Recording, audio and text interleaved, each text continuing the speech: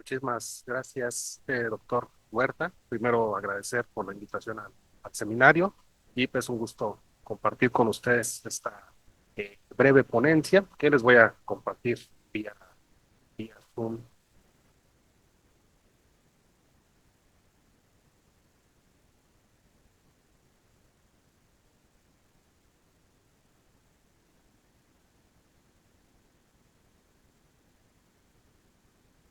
A ver, ahí se debería de estar viendo. Voy a darlo para acá para checar.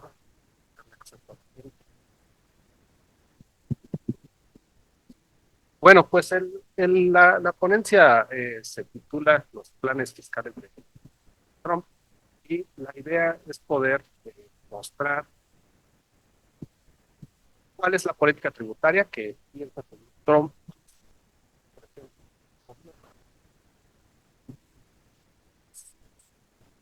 más presente gobierno, ¿no? Entonces, déjenme empezar con estos antecedentes. En 2018, que fue el pasado periodo donde, bueno, 2017-2021, el pasado periodo donde Trump estuvo gobernando, eh, lanzó una propuesta para reducir la tasa corporativa de impuesto que se paga ya del 35 al 21%. La idea de la reducción de esta tasa era buscar estimular la inversión, es decir, hacer más atractiva las inversiones a raíz de que si se pagan menos impuestos, aumentaría la ganancia.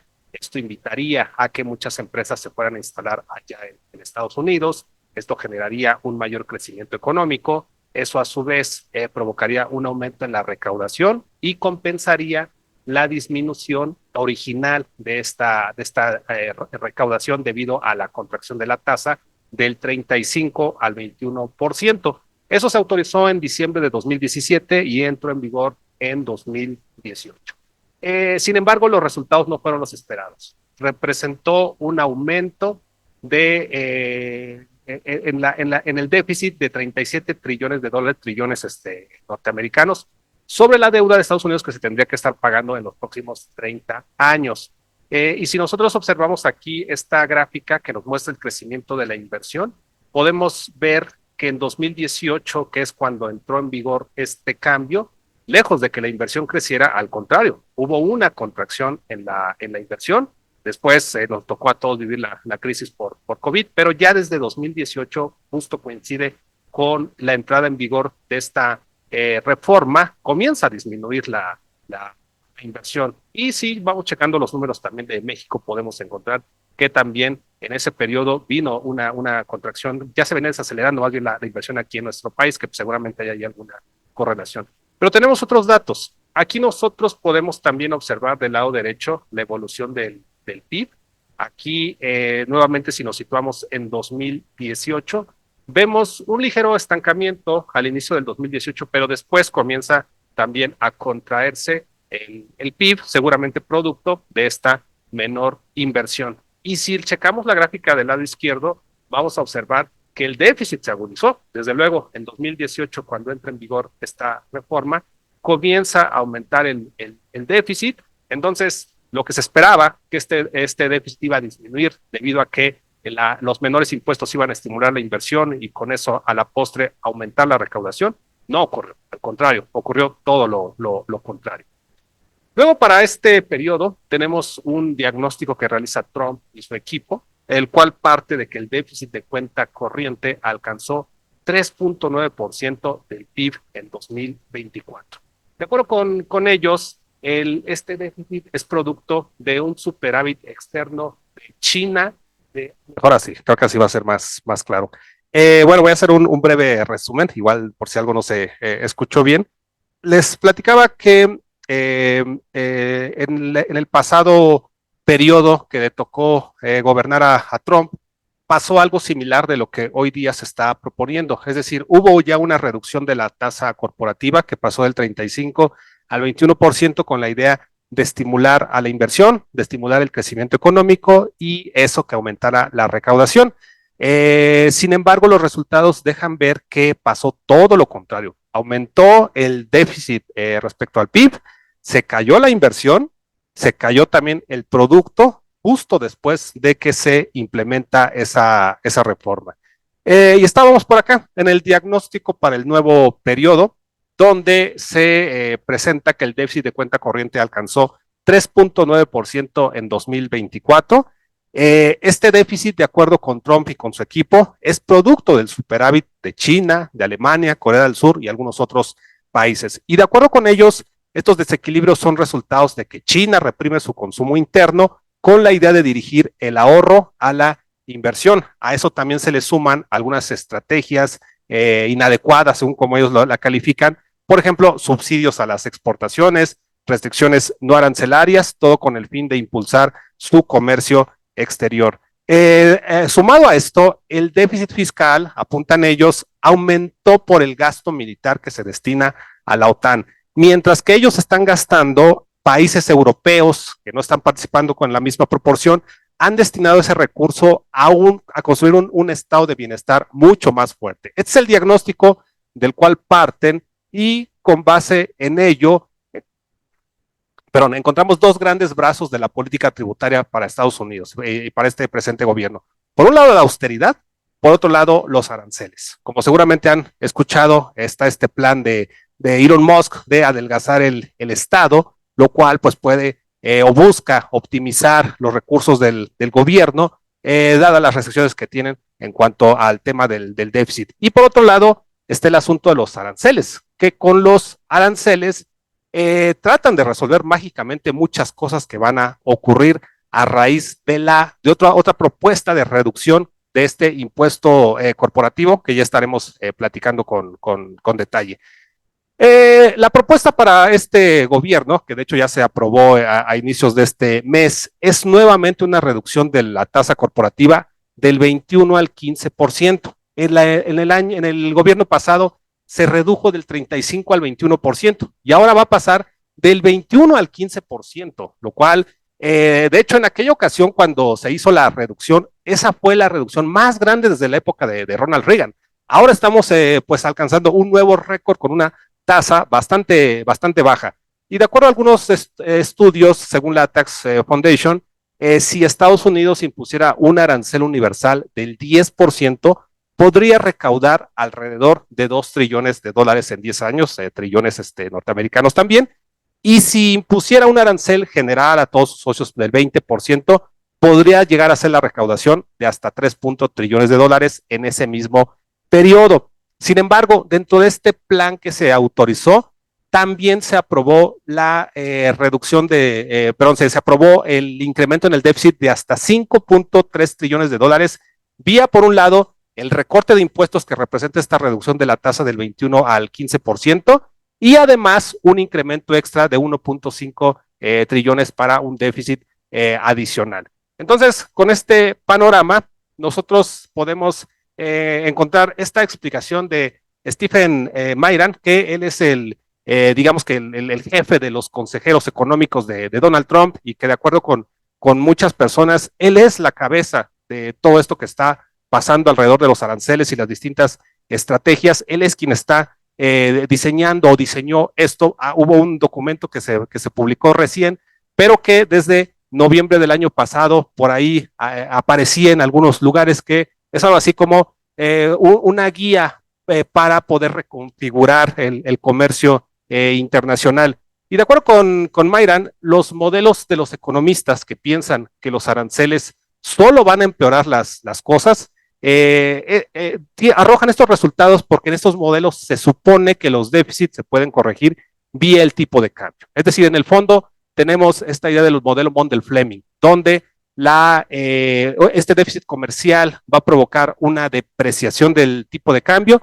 Con la depreciación se estimularían las exportaciones, disminuirían las importaciones y tendría que corregirse el déficit. Por lo tanto, de acuerdo con estos economistas, dice Mayran, no hay necesidad de meter un arancel porque simple y sencillamente va a generar una distorsión en el mercado. Pero él dice, por 5 décadas Estados Unidos ha vivido con déficit y en lugar de que se deprecie el tipo de cambio, al contrario, se ha apreciado el tipo de cambio. Y él señala, en todo este tiempo podemos decir que el largo plazo ya llegó. Estos modelos nos hablan de largo plazo. Ya llegó, pero los resultados no nos arrojan lo que los modelos están apuntando. Y esto se debe, de acuerdo con él, porque el dólar es una reserva de valor, lo cual pues es un componente importante, y la demanda insaciable de dólares es lo que ha provocado que esta moneda se aprecie. Por lo tanto, difícilmente se podría observar la corrección de la cual hablan esos modelos tradicionales.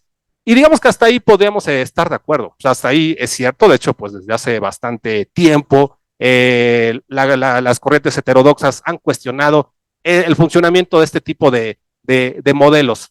Sin embargo, Mayrand se apoya de este otro trabajo de Pujolas y Rosbach, no estoy cierto si se pronuncia bien, pero este trabajo se publicó apenas en diciembre de 2024. No lo conocía él cuando construyó su propio documento, pero lo usa como un argumento adicional para sostener que su propuesta tiene sentido. Y es que en este trabajo se concluye que si hubiera una guerra comercial entre Estados Unidos y China, quien ganaría sería Estados Unidos. Y este trabajo, cuando uno lo revisa, se encuentra que son dos economías, cada economía produce un bien y entonces entre ellas generan comercio internacional, el clásico modelo de comercio internacional. Pero aquí agregan ellos un modelo de equilibrio general con agentes ricardianos, lo cual quiere decir que estos agentes van a optimizar y optimizan tomando en cuenta los precios, entre ellos los aranceles. Es decir, en el fondo tenemos que si Estados Unidos impusiera un arancel, se encarecerían las importaciones de China, entonces los agentes estadounidenses dejarían de consumir y por ende comenzarían a consumir hacia adentro, y eso ayudaría a corregir este problema del déficit comercial, que arriba Mayra nos cuestionaba los supuestos de los modelos tradicionales, pero aquí tenemos nuevamente supuestos de modelos ortodoxos, también tradicionales, pero en este caso pues sí los acepta. Nos dice también él que la idea de la incidencia de los aranceles, es decir, aquello que señala que un arancel afecta más a quien la impone, es incorrecta. Él se va contra estas críticas que han salido sobre la imposición de aranceles que va a terminar afectando bastante a la población estadounidense. Él dice, no, están mal. ¿Por qué? Porque los países que tienen superávits grandes suelen tener menos flexibilidad que Estados Unidos. ¿Por qué? Porque un país que tiene un gran superávit con Estados Unidos, por ejemplo, China, no tiene a quién venderle esa producción. Si un día se cierra la puerta, China no se puede voltear a otro país para vender esa producción. Entonces a China no le queda más que venderle a Estados Unidos y entonces tener que asumir el costo de ese arancel. Y comenta él, Estados Unidos está en otra posición porque Estados Unidos sí cuenta con esa flexibilidad debido a que si ellos quisieran comenzar a producir lo que antes importaban de China, lo pueden hacer, o incluso ellos podrían buscar otros países, otros socios que traten de manera justa el comercio internacional. Entonces, mientras Estados Unidos tenga esa flexibilidad como consumidor, no les terminaría impactando, al tiempo que aquellos que tienen ya la producción la tienen que vender y el mayor comprador es Estados Unidos. De hecho, él señala que un ejemplo lo podemos encontrar en 2018-2019, cuando China fue quien absorbió estos aranceles que se impusieron en algún momento a través de la devaluación de su moneda. De acuerdo con él, pues esto le pegó al poder de compra de la población y fue la manera de cómo terminaron absorbiendo los costos de esos aranceles. Y esa mayor recaudación vía aranceles se utilizó para pagar la reducción de la recaudación fiscal, que como vimos en las primeras gráficas, pues realmente no ocurrió esa disminución esa disminución del déficit, más bien al contrario, se profundizó. Por lo tanto, pues no podríamos concluir que realmente funcionó esta estrategia de cobrar más aranceles para compensar el tema de los déficits. Y él apunta pues a todo este contexto para argumentar de que en esta ocasión ocurriría algo similar. Al hacer esa reducción de la tasa impositiva del 21 al 15%, van a generarse estímulos para que las empresas se vayan a invertir allá a Estados Unidos. Eso pues va a generar una mayor actividad económica y mayor recaudación. Pero al mismo tiempo, este cobro de aranceles a los socios comerciales va a permitir financiar esa menor recaudación que estaría provocando el tema de la reducción en la tasa de impuestos. Bueno, entonces aquí lo que tenemos es que una menor recaudación sería financiada por los aranceles del exterior. Esa es la apuesta que están realizando. Pero nosotros hemos visto cómo pues este tema de los aranceles ha sido muy inestable. Lo ponen un día, después al otro día se retractan o lo pausan. Suena por ahí ya que puede haber un acuerdo con China. Entonces, si esto no se logra materializar, pues lejos de que esos aranceles pueden ayudar a financiar la menor recaudación, o van a enfrentar una situación similar de lo que ocurrió en el periodo pasado. De acuerdo con ellos también, esta recaudación y esta estrategia que va a ayudar a reducir el déficit fiscal también contribuiría para bajar la tasa de interés, y esa baja en la tasa de interés terminaría a través del canal de las tasas de interés, a través del crédito, bajando las tasas de créditos hipotecarios, de créditos automotrices, de crédito para la inversión, estimulando la propia inversión, haciendo crecer a la actividad económica, generando también mayor recaudación, mayor dinamismo, y de esa manera alcanzarían un equilibrio. En el fondo estamos viendo finalmente que si tenemos que hablar de un marco teórico, pues tenemos un marco teórico ortodoxo donde estos ajustes que el mercado va a realizar serán suficientes para corregir el problema que pueda causar la disminución de la tasa impositiva, ¿no? Que de hecho esta disminución de la tasa lo ven más bien como el impulso para que la propia economía y el mercado después termine funcionando. Entonces, pues bueno, esta es la estrategia que se tiene en materia de recaudación fiscal, reducción de impuestos, adelgazamiento del Estado, y todo eso cubierto a través de los aranceles a los socios comerciales.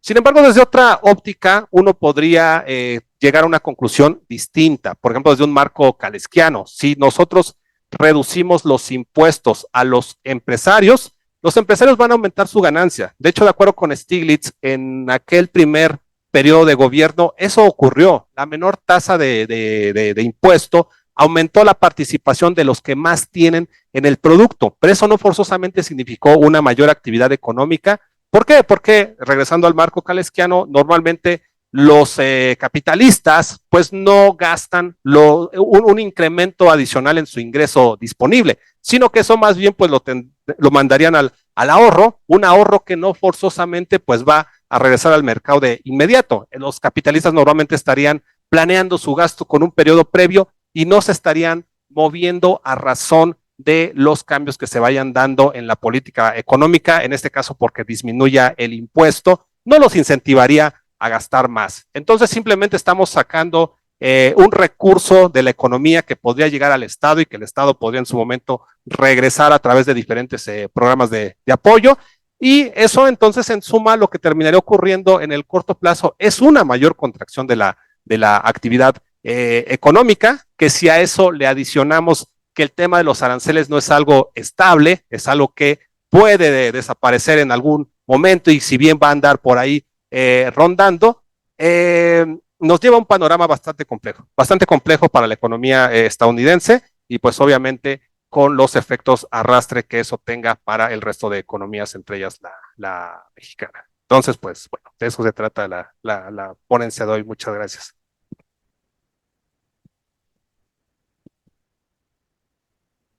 Bueno, ahora sí me escuchan. Pregunto, sí. Eh, la cuestión es de que un gobierno no puede actuar como una empresa. Una empresa sí tiene que estar al tanto, cuidar sus finanzas para no caer en sobreendeudamiento, porque si cae en sobreendeudamiento tiene que disminuir con su inversión más temprano que tarde para pagar la deuda. Pero un gobierno como Estados Unidos, que gasta en su moneda y se endeuda en su moneda, no tiene restricción financiera. Y luego, más considerando que el dólar es moneda de curso legal internacional, y todo el mundo ahorra dólares, y todo el mundo demanda dólares, ¿no? Entonces, eso le ha permitido a Estados Unidos por décadas, desde la Segunda Guerra Mundial hasta la fecha, gastar lo que quiere, tener déficit fiscal, y bueno, pasó a tener déficit de comercio exterior a partir de los 70s, ¿Por qué? Porque, repito, no tiene problemas financieros. El dólar es aceptado a nivel internacional. Entonces, el hecho, estos recortes presupuestales que está realizando Estados Unidos están llevando a que la política fiscal actúe en forma procíclica. Es decir, que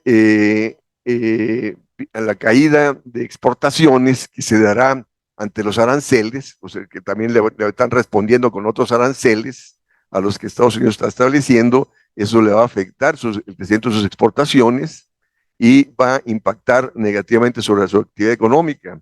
No por nada están ya las proyecciones de desaceleración de la economía de Estados Unidos. Y si a eso le sumamos los recortes presupuestales, pues lógico, se va a acentuar esta tendencia decreciente de la actividad económica. Y la cuestión es de que la recaudación depende del ingreso nacional. Y si el ingreso nacional no crece, pues no va a crecer la recaudación tributaria y va a seguir el déficit fiscal que ellos pretenden reducir. Ahora, la cuestión es de que eh, sí, hay que tomar en cuenta que Trump retiró al gobierno de su país de la Convención del Marco de las Naciones Unidas sobre Cooperación Fiscal Internacional, que esta cooperación venía discutiendo la necesidad de poner impuestos a las grandes corporaciones a nivel mundial. Y él, lógico, como está en contra del aumento de impuestos a las grandes corporaciones, sacó al gobierno de Estados Unidos de esta convención de Naciones Unidas para fijar impuestos a las grandes corporaciones. Ahora, otro elemento que está incidiendo en las finanzas públicas en Estados Unidos es de que China, en contramedida a los aranceles fuertes que Estados Unidos le ha establecido, y Japón también, ambas economías, China y Japón, están vendiendo bonos del Tesoro norteamericano. Y esto ha llevado a que disminuya el precio de los bonos del Tesoro. Y la contraparte es que al disminuir el precio de los bonos aumenta la tasa de interés. Y esto pasa a afectar a las finanzas públicas de Estados Unidos. Y ello va aparejado del mismo contexto de incertidumbre que están generando los aranceles y las políticas de Donald Trump, que están llevando a devaluar el dólar a nivel internacional. Se está apreciando el euro, se están apreciando el resto de las monedas, hasta la misma, el peso mexicano se está apreciando ante la devaluación del dólar, y eso pasa a afectar la credibilidad de la economía estadounidense. Es decir, una moneda que se está devaluando, bonos que están devaluándose también, que están midiendo su valor. Entonces esto lleva a que se demande menos dólares y se demande menos deuda de Estados Unidos. Y por lo tanto eso va a afectar el financiamiento mismo de la economía estadounidense. Sí, porque si, repito, si Estados Unidos ha venido trabajando por décadas con déficit fiscal y déficit de comercio exterior, es porque ha sido país de refugio del capital internacional, que pasa a demandar deuda estadounidense, bonos del tesoro, y pasa a demandar dólares. Entonces, el momento en el cual se devalúa la deuda estadounidense y su moneda, pues lógico, eso le va a comprometer el financiamiento macroeconómico de las dos variables principales que son el déficit fiscal y el déficit de comercio exterior. Entonces, repito, está dándose una crisis de confianza de Estados Unidos. Y no por nada, Donald Trump ha reculado con respecto a los aranceles establecidos a China de 145 y ya dijo que los va a fijar alrededor del 50%. También, ¿por qué? Por los mismos aranceles están afectando las cadenas de distribución, de producción, que pasan a afectar su dinámica productiva. Y este planteamiento que decía el profesor Valencia del enfoque convencional, que dice que no, que China va a ser más afectada que Estados Unidos, en absoluto. O sea, si Donald Trump está disminuyendo los aranceles a China, es porque los productos que ha venido importando, muchos productos que ha venido importando de China, no los produce Estados Unidos, ¿no? Y ahí está el problema de las tierras raras, ¿no? Que solamente están en China, mayoritariamente, ¿no? Y no pueden ser sustituidas por importaciones de otros países.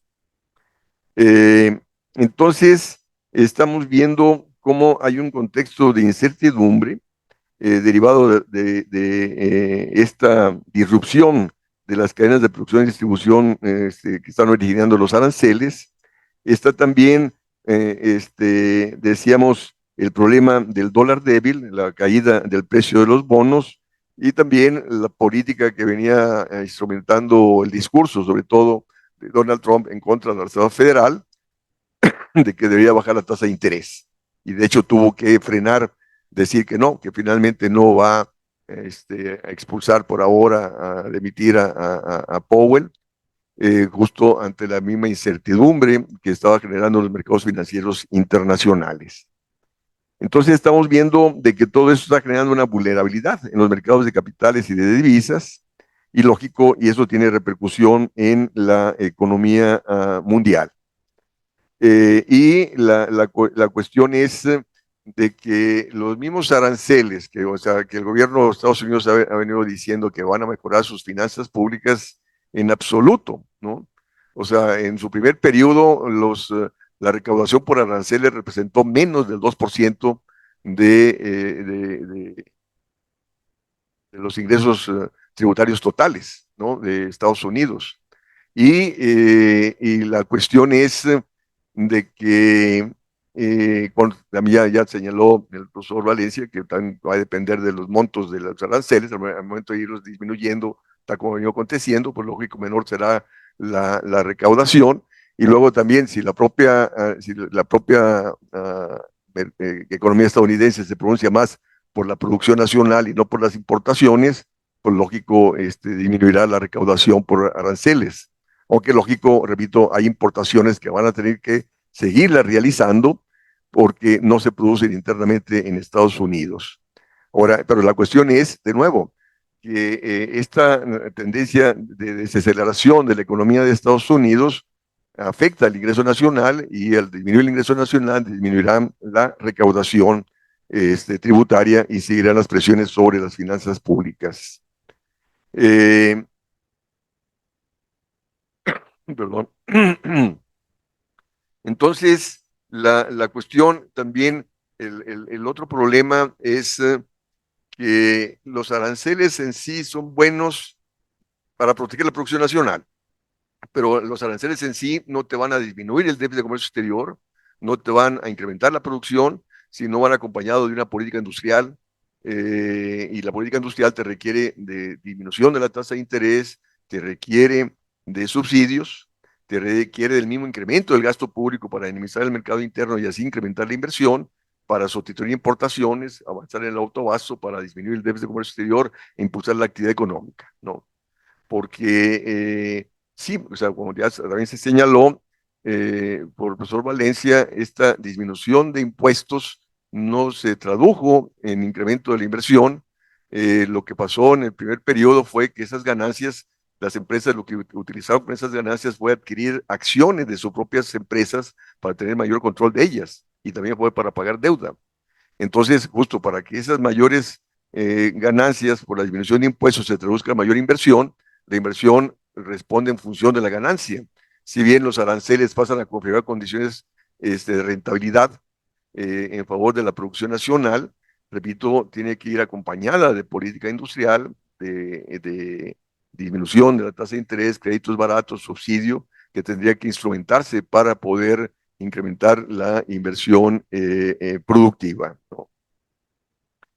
Eh, y la cuestión es, de nuevo, ¿no? De que si no hay incremento de la productividad y la producción en Estados Unidos, como consecuencia del establecimiento de aranceles, estos terminarán repercutiendo en presiones inflacionarias.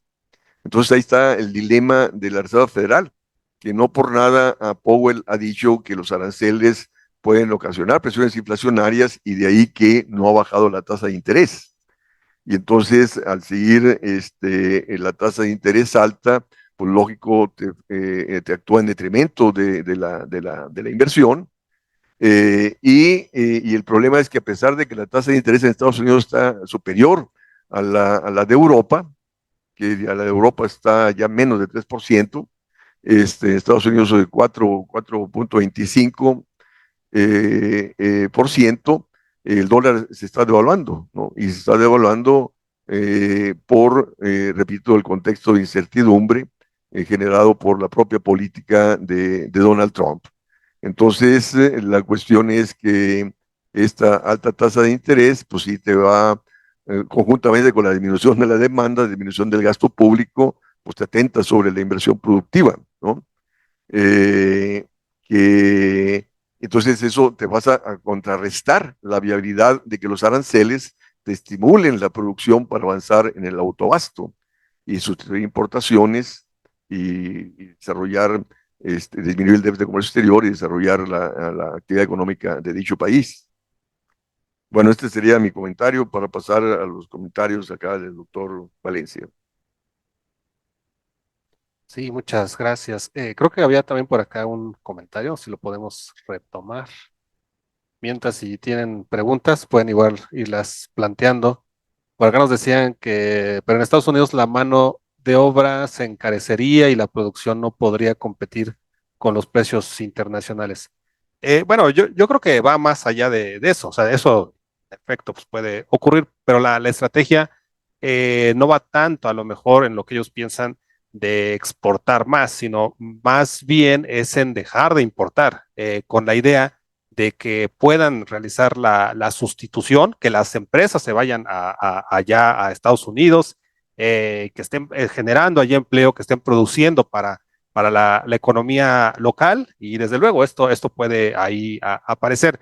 Pero esto es más complejo de lo que ellos plantean, ¿no? Ya decía el doctor Huerta sobre el problema ahí de sustituir lo que compran de China y pasa así con muchos países, porque finalmente tenemos ahí un comercio que ya no es entre países, es decir, tenemos un comercio que es intrafirma, donde las empresas pues tienen diversificada su producción entre diferentes naciones, donde se especializa la producción de algún insumo, de algún artículo que de un día a otro es difícil que Estados Unidos lo comience a producir. Entre ello tiene que ver con la cuestión de los recursos naturales también, desde luego la mano de obra, entre otros temas. Entonces es un proceso muy complejo que desde luego no se resuelve con aranceles.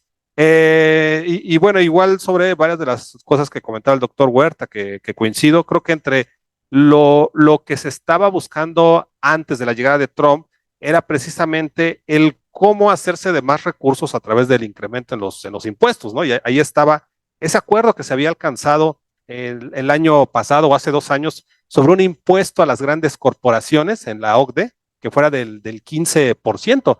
Y bueno, Estados Unidos al salir de esto, pues pierde igual ahí también esa posibilidad de participar con ello. Y de hecho tenemos, o hay un debate fuerte, por ejemplo, con todas las grandes plataformas, Uber, Mercado Libre, Amazon, que muchas de ellas se encuentran en paraísos fiscales y que pagan impuestos allá, y que también entre la negociación que había es que estuvieran pagando un impuesto donde estuvieran generando riqueza. Por ejemplo, aquí en México no pagan un solo centavo, ni un solo centavo pagan de ISR, porque se encuentran en estos paraísos fiscales, pero los acuerdos a nivel mundial apuntaban hacia allá, a que estuvieran ya pagando donde generaban riqueza, pero con esta nueva tendencia Estados Unidos pues parece ser que lo que están buscando es invitar a que se vayan también para allá. Hay algunos economistas, de hecho, creo que Stiglitz está entre ellos, que apuntan a que Estados Unidos se va a convertir en el principal paraíso fiscal en el mundo, ¿no? Entonces, bueno, sí es un panorama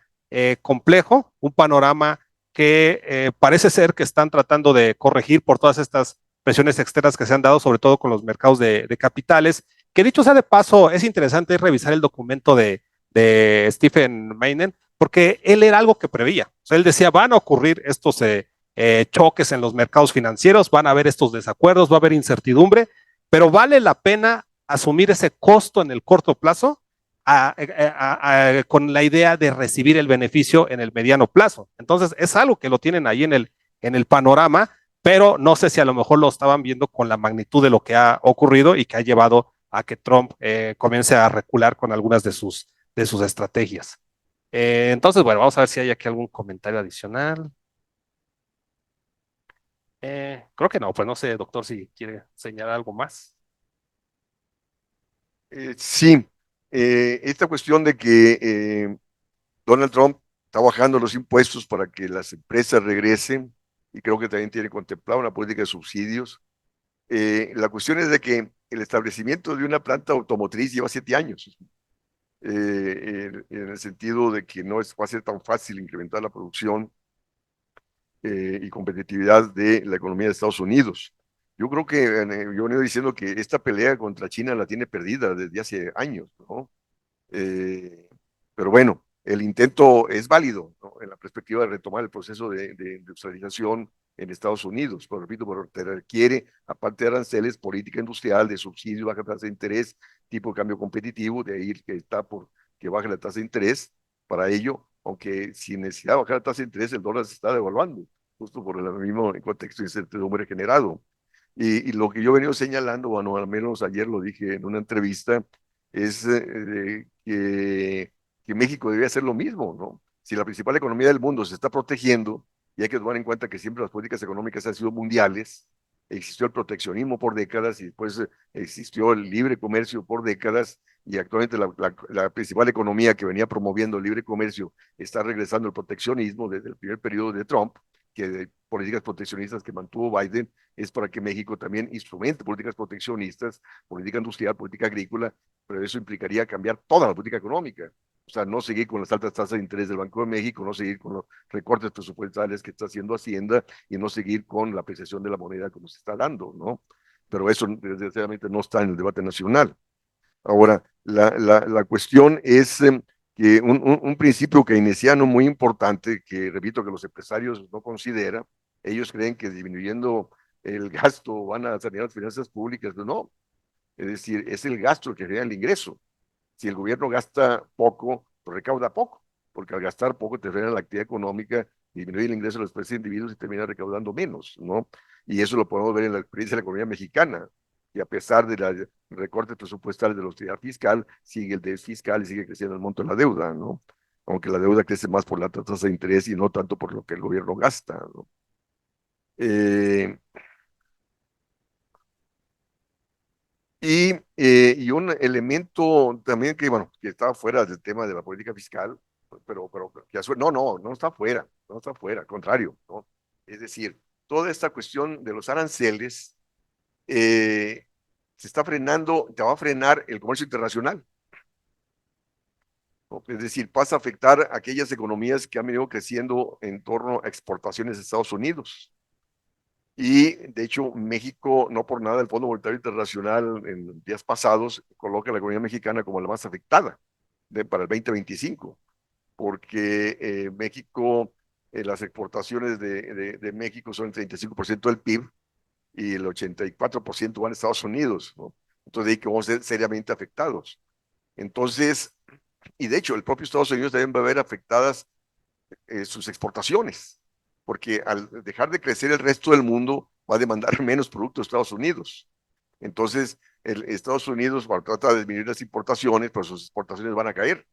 Entonces, si caen las exportaciones, pues va a afectar su dinámica económica, a no ser que sea contrarrestado por la sustitución de importaciones. Pero para sustituir importaciones hay que incrementar el gasto público. O sea, porque ahorita lo que señalé anteriormente, estos recortes presupuestales están actuando de forma procíclica. A la que de exportaciones se le suma la disminución del gasto público y menos van a crecer.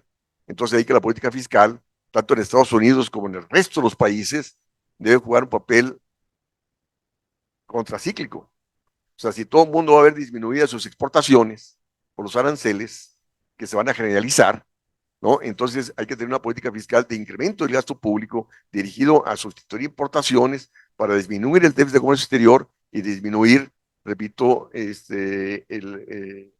la dependencia de entrada de capitales, en el caso de México, que los déficits nos llevan a tener alta tasa de interés para que vengan capitales para financiar el déficit. Si no, O sea, hay que incrementar el gasto público, hay que bajar la tasa de interés para dinamizar el mercado interno, para sustituir importaciones, disminuir el déficit de comercio exterior y disminuir nuestra dependencia de entrada de capitales, para así poder seguir flexibilizando la política económica en favor del crecimiento.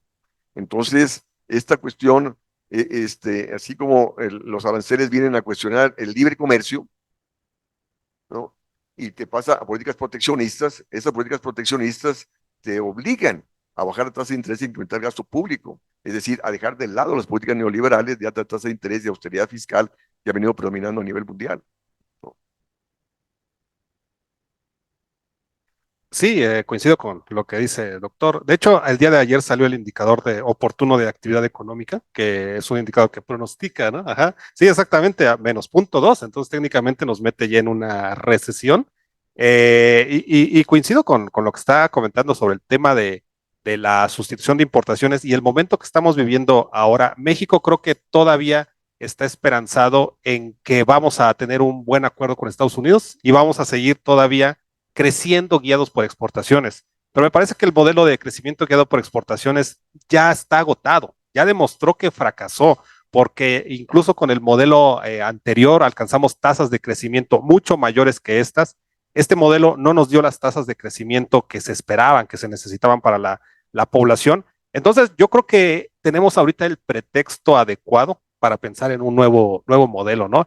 Y de alguna manera tal vez lo está viendo el gobierno con el Plan México, donde habla sobre sustituir importaciones, pero el problema con eso es que no se puede avanzar si no se tiene dinero. Y por el otro lado tenemos el asunto de los mercados financieros que nos limitan a entrar en déficit fiscal, pues porque se tiene miedo de que los capitales se vayan, se deprecie el tipo de cambio y las consecuencias macroeconómicas que eso puede ocasionar. Pero yo creo que es un momento donde podemos jugar de manera distinta. Es decir, cuando hay crisis económica, es bien visto que el gobierno gaste. De hecho, la pasada crisis por COVID se criticó muchísimo al gobierno porque no aumentó su déficit cuando el mundo lo estaba haciendo. Entonces yo creo que ahora estamos en un momento donde se puede declarar una emergencia económica como lo está haciendo Estados Unidos y salir y hablar con los mercados financieros para exponer qué es lo que se quiere realizar y con ello hacer un aumento en el déficit público para poder financiar esta sustitución de importaciones con la idea de nuevamente reindustrializarnos. Es algo que no se va a hacer en un año, que no se va a hacer en 2 años, como ya el doctor nos daba el plazo para el que tarda en poner una fábrica. Es tardado este proceso, pero si no comenzamos, si no aprovechamos en este momento, creo que estamos dejando ir una excelente oportunidad para cambiar de modelo, para que el Estado nuevamente tome el poder para guiar a la economía y el déficit me parece es el camino para poder financiar estos proyectos que no forzosamente tienen que ocasionar esta desgracia financiera por dos razones. Uno, porque primero se necesita brindarle confianza a los mercados, es decir, si hay un plan bien diseñado que permita convencer a los mercados financieros de que no nos va a llevar esto a una catástrofe en cuanto a estabilidad macroeconómica, yo creo que los mercados financieros lo van a entender porque no están ajenos a lo que está pasando en el mundo. Y por otro lado, las condiciones macroeconómicas de México no son las mismas que teníamos en los 90. Tenemos otros indicadores que creo nos permiten o nos dan un rango como para poder armar una estrategia de este tipo sin que forzosamente nos lleve a una catástrofe como la que algunos pueden ver. A ver, por acá plantean una pregunta. No creo que Estados Unidos y México lleguen a un buen acuerdo porque ya lo dijo Trump, quiere obtener petróleo de todo el mundo, incluyendo del Golfo de América.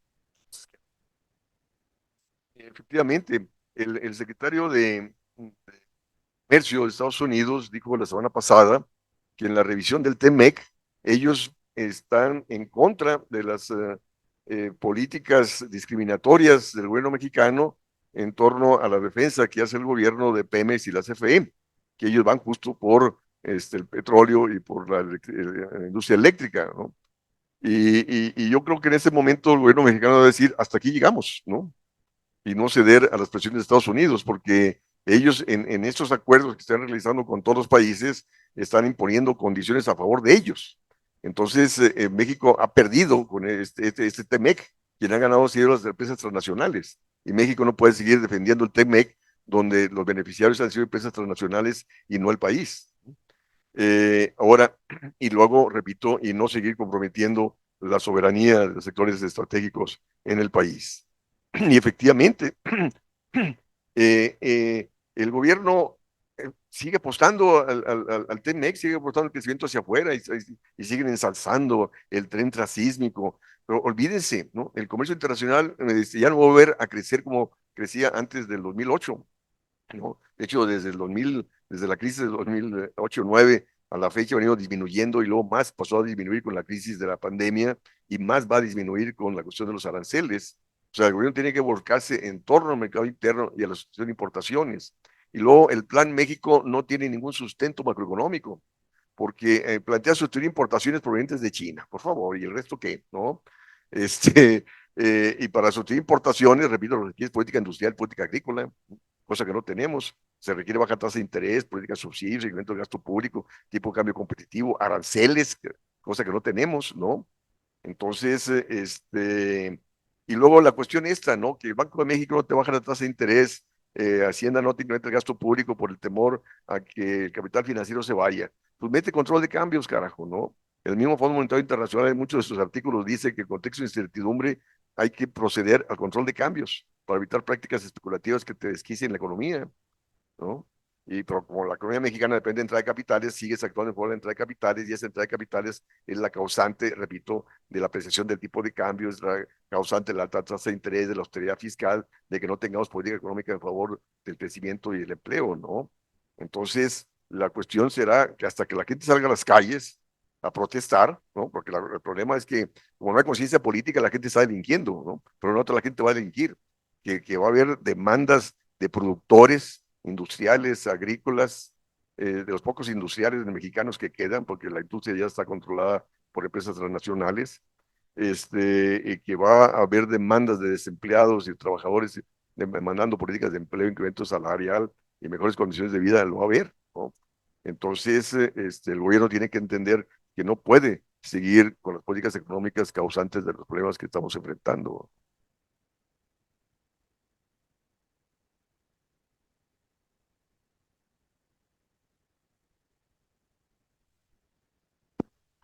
Este, Buenas tardes, profesores. Eh, Hay una doble naturaleza dentro de las condiciones económicas a las que se enfrenta la economía mexicana. No puede haber una oportunidad como también se puede abordar una crisis ya latente. Mi pregunta va en el sentido de cómo eh, se puede insertar México en en una batalla latente, arancelaria, industrial, entre China y Estados Unidos, que, bueno, apuntan a que China ya hace tiempo que le ganó a Estados Unidos, ¿no? Pero también eh, a mí me gustaría resaltar el papel que tiene Estados Unidos como emisor de moneda. O sea, puede que China controle la parte industrial, pero Estados Unidos sigue controlando la parte financiera en el mundo. Entonces, ¿cuáles son las oportunidades o o cuál es el modo en el cual México puede insertarse en esta dinámica, fortaleciendo el mercado interno? No sé, eh, es mi pregunta.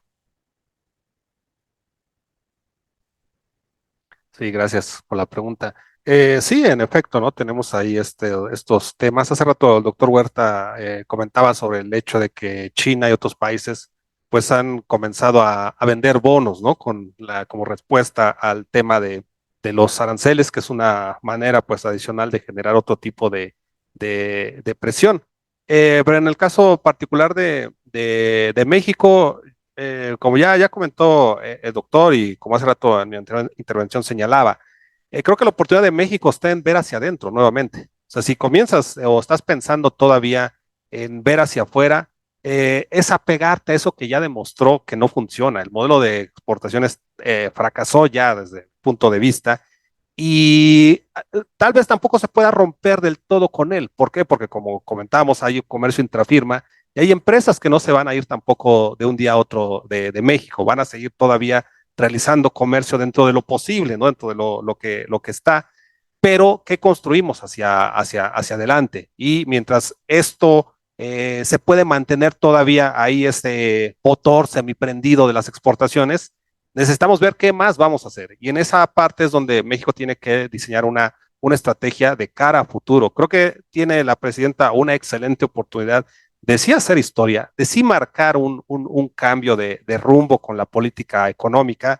El gobierno anterior se declaró no neoliberal, pero estuvo realizando algunas políticas que siguen siendo todavía neoliberales y que creo que hoy día todavía están en ese sentido. Y creo que estamos en el momento justo, la historia pone en el momento justo a la presidenta para poder dar esa ruptura y entonces comenzar a construir algo desde adentro, ¿no? Entonces yo creo que la lucha de México, más que en el exterior y más de irse a confrontar con Estados Unidos o pelear por el lugar de China, porque eso es algo que también está comentando mucho el gobierno, en particular Ebrard hoy comentaba que México tiene las menores desventajas competitivas en el mundo. Es decir, si todos quieren exportar, cualquier país y principalmente un asiático, sale muy caro exportar a Estados Unidos por la cantidad de aranceles, por el transporte. Entonces, dentro del todo el escenario trágico que hay, México es el menos malo. Entonces, eso puede invitar a que esto del nearshoring continúe, que vengan empresas a México y que se siga exportando. Pero en el fondo está eso que ya se señalaba, se sigue todavía apostando a la exportación y creo que ahí es donde está el error. Si no comenzamos a ver hacia adentro, vamos a seguir en una situación siempre dependiente, que ese ha sido nuestro problema, creo, con este modelo. Eh, sí, bueno, lo de la moneda efectivamente ya se señaló, ¿no? De cómo se está demandando hoy en día menos bonos del Tesoro y menos dólares. Y de hecho, si nosotros vemos los datos, en el 2001, el 70% de las reservas internacionales estaban en dólares y en el 2023 el 58%. O sea, hay una tendencia decreciente.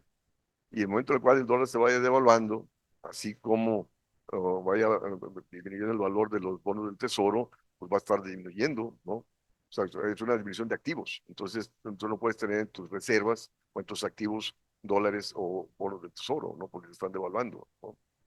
Este, bueno, también ya señaló el profesor Valencia, ¿no? Sí, porque muchos dicen, bueno, ¿qué con los BRICS? ¿No? Sí, de hecho hay una amplia lista de más de 50 países tratando de empezar los BRICS. Y de hecho los aranceles establecidos por Estados Unidos de seguir manteniéndolos altos va a aislar a Estados Unidos. Y los otros países, a los afectados, que son el resto, pues van a buscar socios comerciales donde obtengan mejores tratos, ¿no?